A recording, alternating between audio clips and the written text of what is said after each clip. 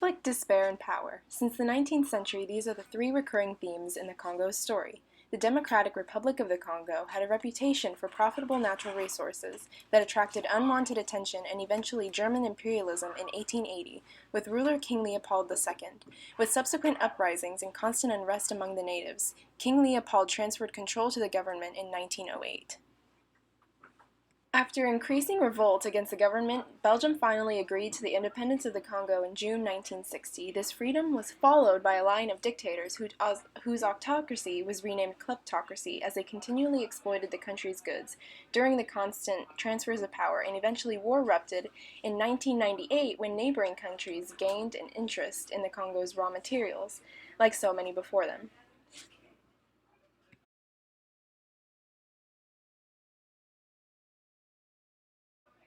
Invasions were barely kept at bay, while the foreign military forces terrorized the Congolese people.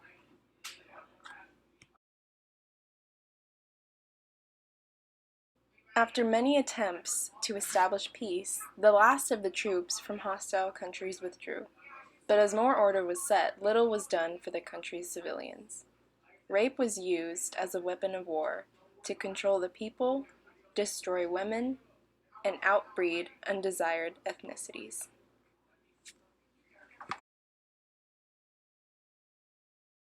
Expansion of the UN peacekeeping force was unsuccessful in abating the reappearance of violence, and many decided that fleeing the country and their homes was safer than living in the Congo. This situation was called the world's worst humanitarian crisis by the United Nations. The first president of their new democratic government was elected, and he quickly acclimated to its instability. During this time, there was relative tranquility, although the government was repeatedly challenged with political and security issues.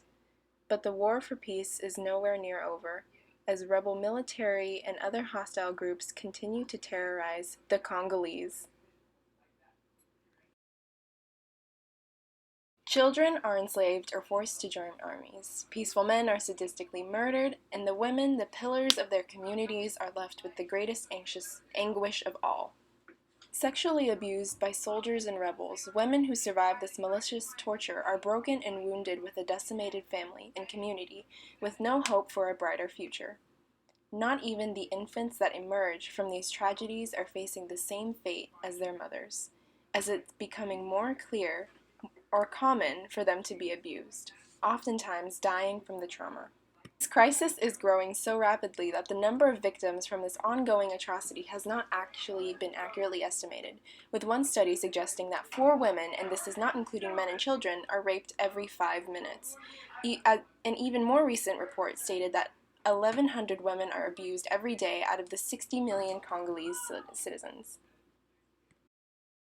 Ever since the end of the war that started in 1998, 5.4 million of the Congolese population, or over 8%, have died. Every month, 45,000 more die from hunger, displacement, preventable disease, and violence. The battle for mineral wealth rages on, with the Congolese trapped in the middle, and whose minuscule victories are far outweighed by advancing catastrophe. These abominations can and will end. Anyone can contribute to the Congolese effort by calling 1-800-GENOCIDE or visiting endgenocide.org.